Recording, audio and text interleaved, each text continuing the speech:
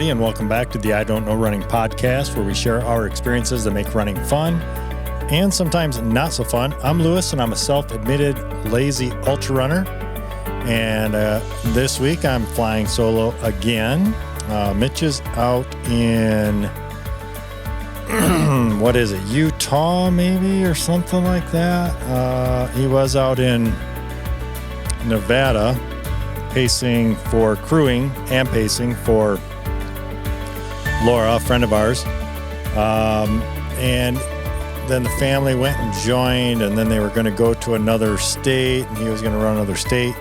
He did that this morning. My understanding is he wasn't a big fan of this race after all is said and done, but we'll see. We'll when he gets back, we will go over that race recap of sorts for, oh man, what is it? I think it's Utah. It's like Utah Hills or something like that. But anyway, so I'm on my own today, and this is going to be another race recap of sorts. I did the Mummy Marathon today, and for those that are watching online, in our overall camera shot of the table, you will see, a bunch of stuff, basically. A lot of Team USA stuff. I'm not sure what Old Farts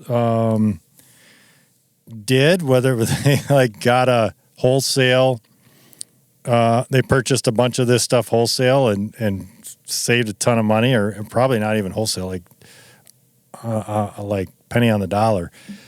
Excuse me.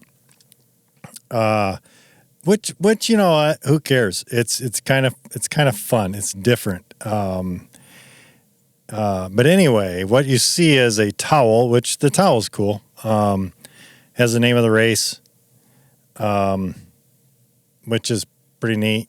You don't get a lot of races handing out a towel like that, and it's super convenient. After the race, I laid on it. It was perfect.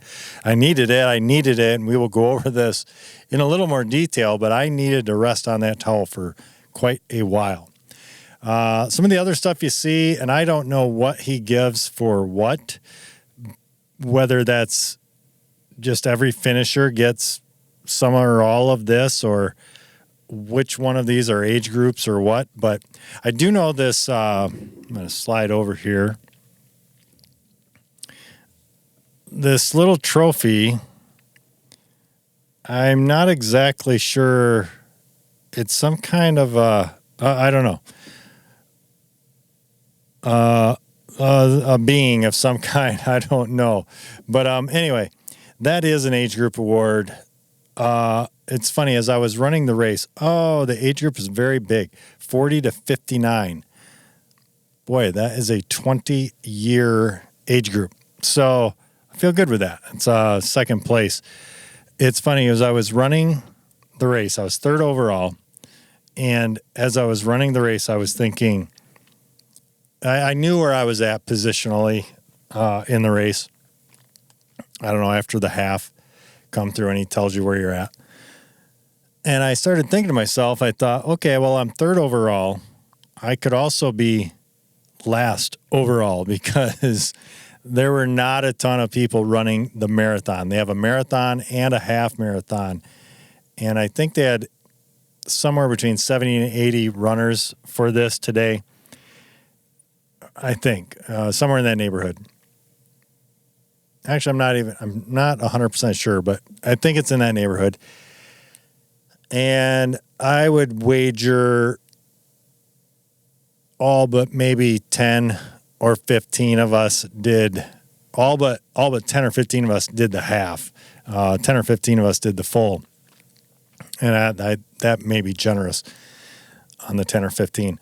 But at any rate, because it is a tough marathon, but at any rate, there's all this stuff, and he gives it out. There's socks. There's a bell. I'm going to grab this bell. The bell is also a Team USA bell. Kind of cool. And boy, that is a loud bell. And it's kind of cool. It comes with this. It comes in this packaging, and this bell I guess whoever makes these bells have been cheering on athletes since, I don't know, whoever started making these in 94 or something like this. But it's kind of neat. He takes these bells and he writes a handwritten note on the back of each one. And it says, "For whom the bell tolls, for why thee, of course, you've finished the mummy!" Exclamation. So yeah, kind of neat. Again, and he puts that instead of a medal, he puts the, how you would hang it around your neck, lanyard, on there, and that's your medal for finishing the mummy. Team USA bell that you get to take or give to your kids so they can ring it and you can tell them to stop. And then there's some mittens, some socks, and a scarf. The mittens and the scarf are Team USA also. Pretty cool. Team USA. And it's funny, I'm sure when this was, so these are Winter Olympics, obviously, mittens and scarf. I'll bet these were, well, it's too bad it doesn't have a price tag for like when they sold these during the games or, when these were going on. I'm sure they were pretty expensive. But anyway, now they're just giving out at this race and for finishing one of his races. I think at the T-Rex race, we got mittens, which is a 10-miler, and I don't remember what else. There may have been something else in there. But at any rate, so that's what this is all from. I wanted to just kind of throw this out here and show, again, we kind of talked about this on the T-Rex race recap about that race, and just it's kind of neat. It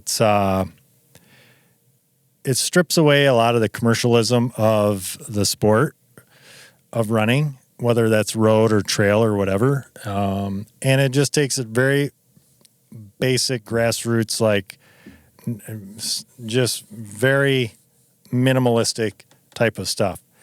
And I enjoyed this race as much as any race, and I appreciate the gear or the swag that he gives out. It's just as much. I'm sure I'll use the mittens in the winter. The socks are just comfortable socks. I'm sure I'll wear those. Don't know about the scarf, but I'm sure I'll give the bell to a grandkid or something like that. But anyway, so the Mummy Marathon. Let's talk about that today. That's what this is going to be about. Yeah, it's interesting. You show up. So having done the T-Rex, I knew it was in the same basic location, but unless you kind of know, you pull in there and you park and you're going, where are we supposed to go? But another guy pulled up and he asked me the same thing. He's like, "Hey, do you know where we're supposed to go?" I'm like, "I have no idea. This is my first time." And so he says, "Well, I'm going to go drive around." I said, "Okay." And I had gotten there plenty early. And so I went over, I was going to use the bathrooms. And as I walk over there to the bathrooms, I hear some noise down below where you run up from for the T-Rex race. And I went, "Oh, okay." So I kind of looked over the hill, and sure enough, it's just down there. It's actually pretty close, but did not know that. The guy got back, and I mentioned to him, "Hey, it's right here."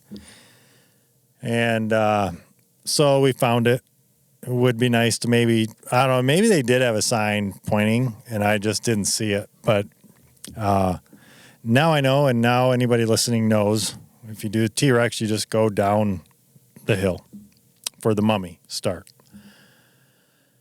And then you go down there, and this is very simple, just like the T-Rex race recap we did. You show up, you give the $75, or I think it's $70 if you do it before a certain time, or $65. Might have been, I think it was $65. $65 for the marathon if you do it like 2 weeks before the races. Well, I didn't do it because I wasn't 100% sure. I was about 99% sure, but I wasn't 100% sure I was going to be able to do it. And so you go down there, you give them your name, give them your age, give them $75, and you write your name on a big board that has everybody's name that is running the race and their age. And that's it. Simple as that. Oh, I should have brought the tag down.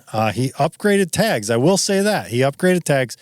Notoriously, if you have ran one of their races, the Old Farts races, at least T-Rex and the Mummy, I know that because Mitch has said this, there's these tags you write your name on, and they're paper, and they deteriorate or get torn off throughout the race, and that's just like a known thing with these races. But this was different this year, and maybe this is different between the Mummy and T-Rex. I'm not 100% sure. Maybe somebody can correct me. And but what was different this year is the tag is actually like a hard plastic tag, and he writes your number on it, and that's it. And you pin it to you, and it's actually a nice shape that you can kind of pin it to you, and it's out of the way. The where the pin goes through actually has a grommet, so it's not going to rip or tear the plastic.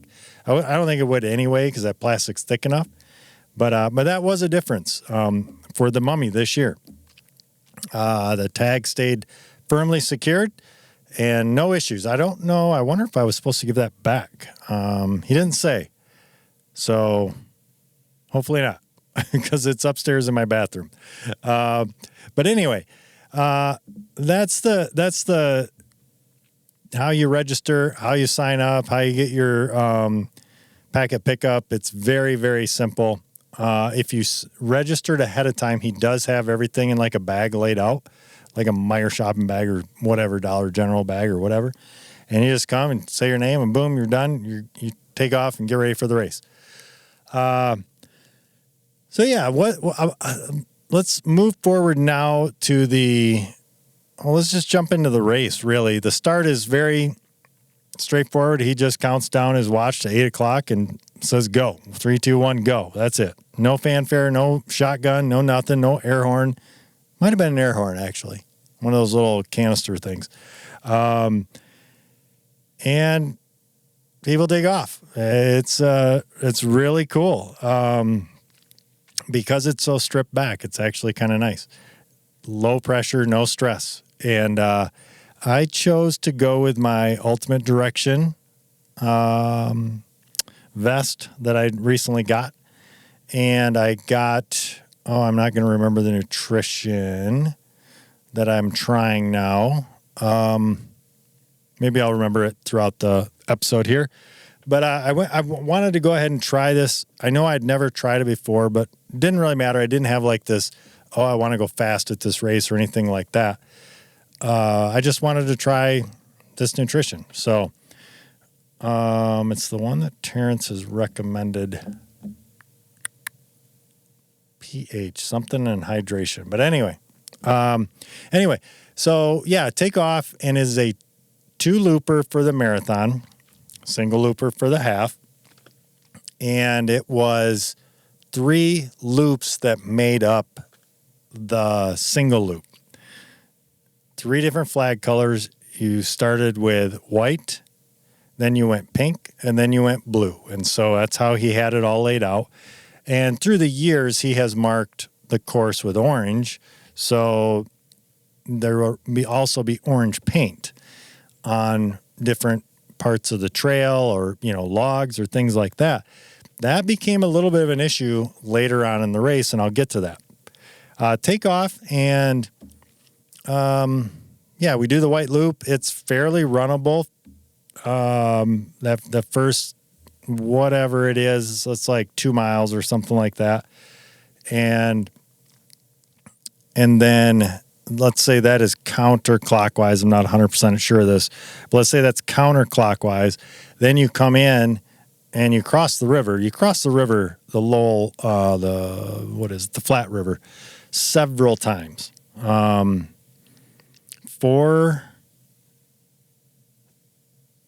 or 4 times per loop full loop, so a 13-mile loop or 13.1. Because the white loop that he added at the beginning now crosses the river coming back. So I think it used to be 6, and now I think it's 4. I think it's 4 river crossings per half, so 8 river crossings per the marathon. But and then they've got this other a couple of little water crossings as well, which they're super small. But I think that's how it was. I'd have to double check. Maybe I could look at pull up my result or my Strava here and double check that really quick. 1, 2, 3. Oh, maybe it's still only 3. Yeah, I guess it's only 3. Yeah, so 3 looks like it is only 3 per, and then a couple of small. Oh, you do get in the river one other time. That's right. So it is technically 4 because you get in the river and walk, I don't know, call it 1/10 of a mile, 1/8 of a mile, something like that, along the river, and then you jump back in the woods. So there is technically 4 river, not crossings, but you're getting in the river. 3 of them are full crossings.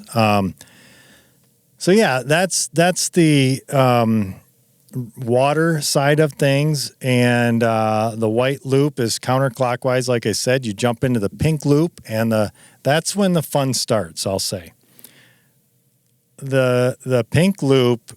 I'm not sure that area that it's ran in, but it's ran in this like park area.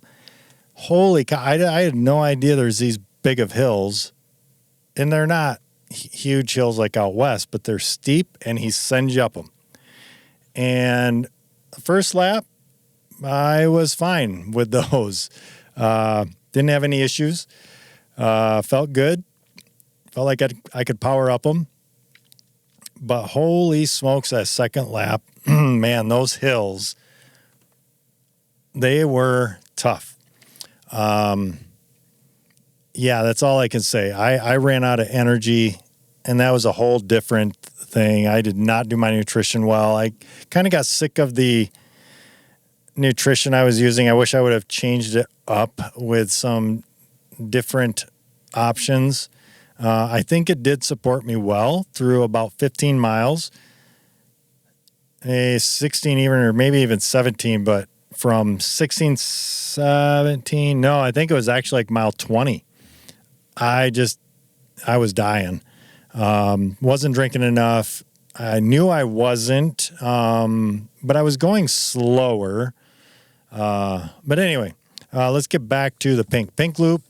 You have all these hills you're climbing. I would highly recommend go and look up the Mummy Marathon. Brian Steinberg runs too much.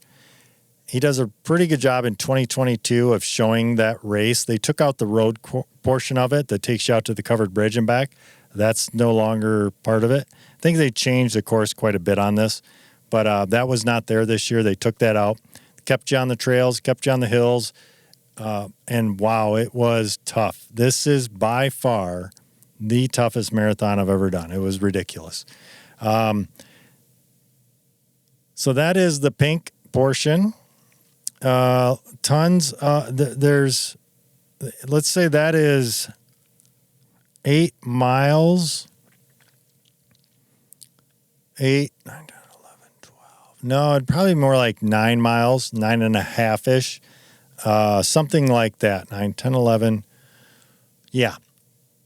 Yeah, it should be somewhere in the neighborhood of a 9-mile loop. The pink section, the white section is a 2-mile loop. The blue, which is most of the white just in reverse clockwise, is 1.5 miles. So it cuts off about a half a mile of the white, and you're doing that reversed of the white. So that is just as runnable as the white section was. So blue and white, very runnable, pretty easy. There's only like a couple of little climbs in it, but mostly you can run all of that portion of the course. The pink section, which is that 9 miles, I would wager 40% of it is runnable. The rest is steep uphills, steep downhills, and the second loop, even the little uphills that I was running, I just couldn't run them. My legs were torched from all the uphills and downhills. And the downhills,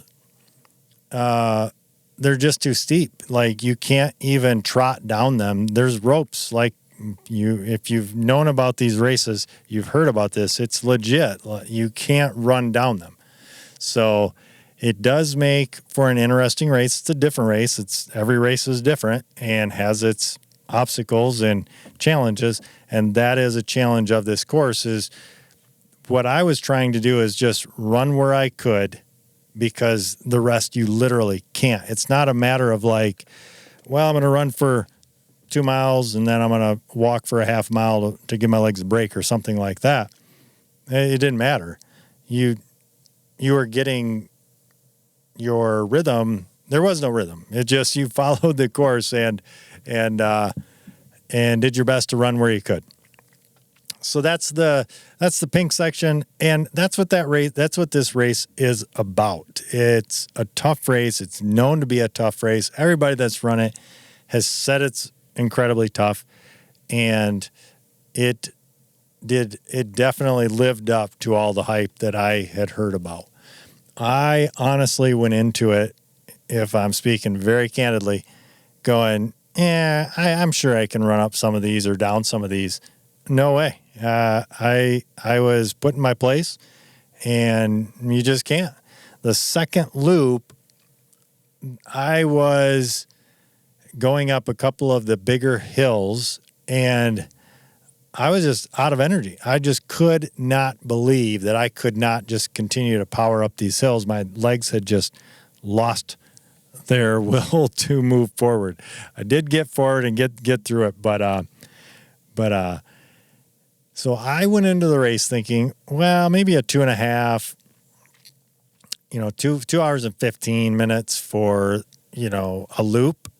So half the race, figuring around, somewhere between 4:15 to 4:45. I was way off. My first loop was 2 hours and 45 minutes. And I felt like I did pretty well to move. And then the second loop was 3 hours, because I ended up at 5:45. So 15 minutes slower. I did get lost, and this is where I will say, I don't think it matters that you would know the course, because it changes. And like I said, there's some orange markings at different locations that would throw you off. So the first loop, I got off course 4 times. Well, technically, yeah. So off course 4 times. One of them took a couple minutes to figure out where to go. And that was just a missed. That was kind of just a missed, like, where are the flags at? You could easily see how you could go left or right. And because you have to look down a lot. When you're running on trails like that, you can't look up that much because you're going to trip. And so I was looking down, and I followed the trail left, and apparently I had to go right. And so that took a few minutes, or a couple minutes anyway. And then another time I went straight out to what I think used to be the covered bridge portion, because there's still markings on the ground, and you go out to the road. And you go out to the road, and there's nothing. It's literally just the road. I look across the road. There's nowhere to go. There's no markings on the road.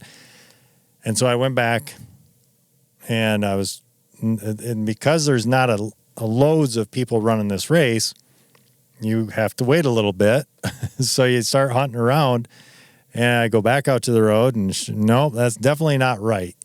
So I'm back into the trail, and I I think a couple of people came up and I said, "Is there a flag over there?" And they said, "Yep, it's over here." I said, "Okay." So I go back and I take off behind them and continue on. And then the next portion, though, there's one other small one in there somewhere. I don't remember. That was more insignificant, I think. But the next one was major. And I was not the only one on any of these. So it's not like it was just because it was my first time. And I was really fortunate to run into one of the guys running the race that has ran this several times before. And he said, "Yeah, this screwed us up last time too."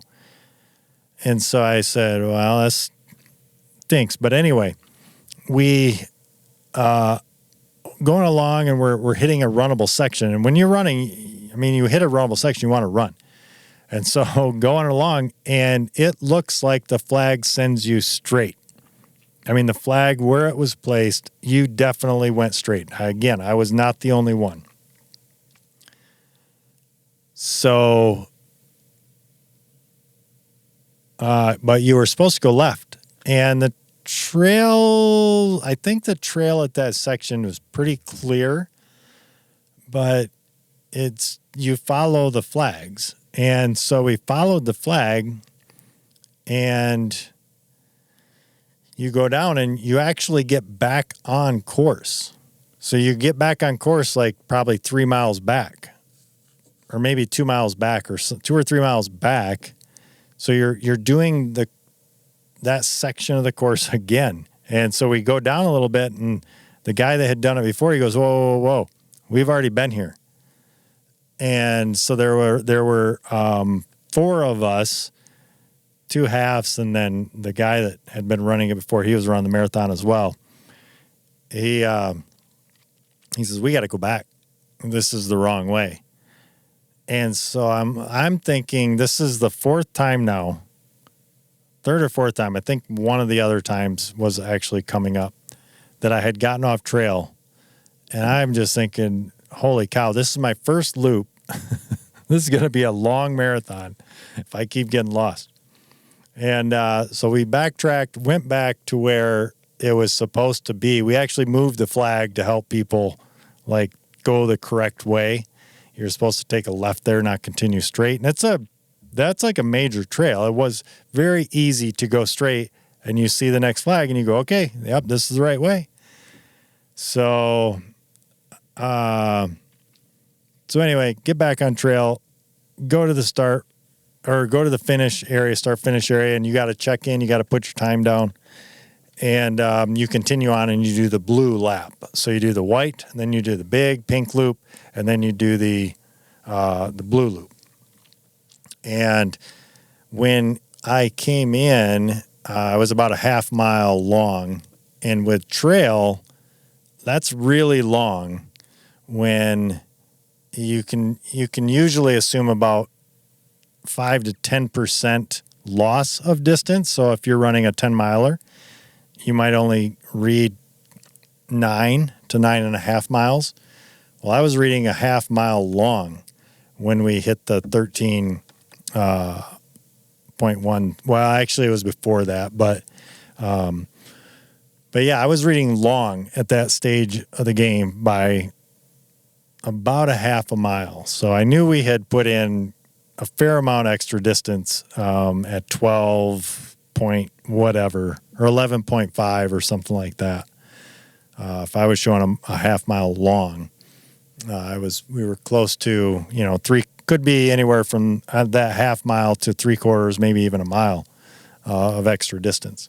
So at any rate, the next loop then goes fine, no issues. We kind of had worked out the bugs through that first loop, and I decided in that second loop I didn't like my nutrition, and you're on your own at that point. It's not like there's a bunch of aid stations. The aid stations out there, they're 2 water bottle or 2 5-gallon buckets in 2 locations for essentially 3 total, because you have the start finish, and then he has them in 2 more locations out there that you can fill up water. That's it. You take what you want with you, and that's it. If you need nutrition of any other kind, you got to have it with you. And I'm fine with that. You just carry it with you. It's not a big deal. So yeah, the second loop, I decided not to take nutrition much. I was just kind of over it. Although I did at the turn take a banana and some kind of a granola bar with some chocolate on it.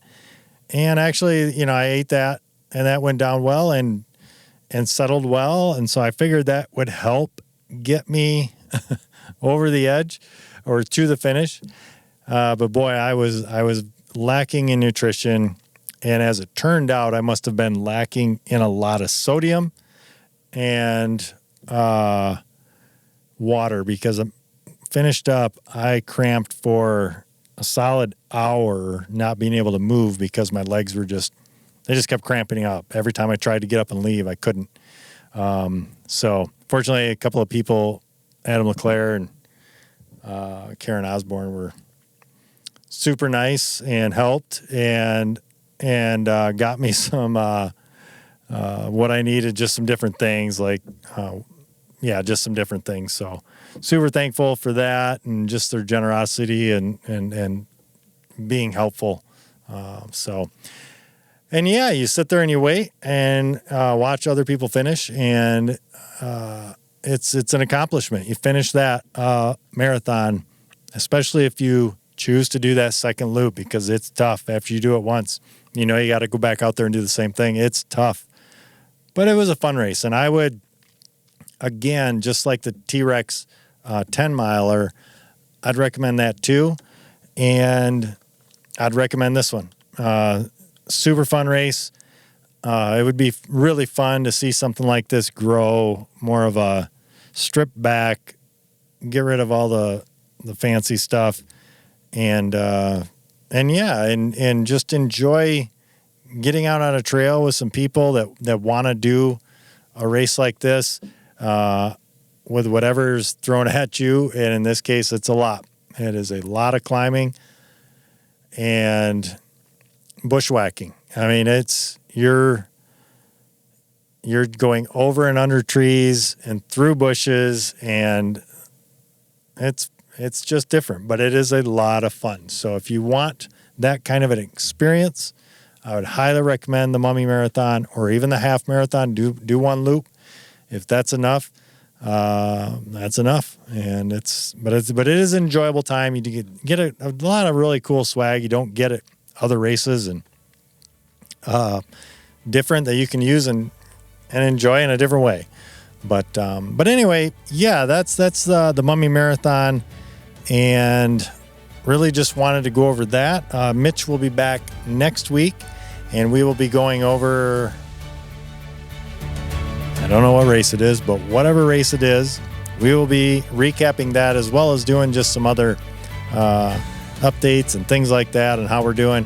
I took the entire week off this week prior to this race, mostly because I was on a golf trip and just felt I needed a little bit of downtime, and I knew I had this race coming, so go out there and kick back off the training run for fall in some kind of an ultra, probably a 50-miler in September, October sometime. So looking forward to that and sharing our experiences there, as well as all of our experiences throughout the year.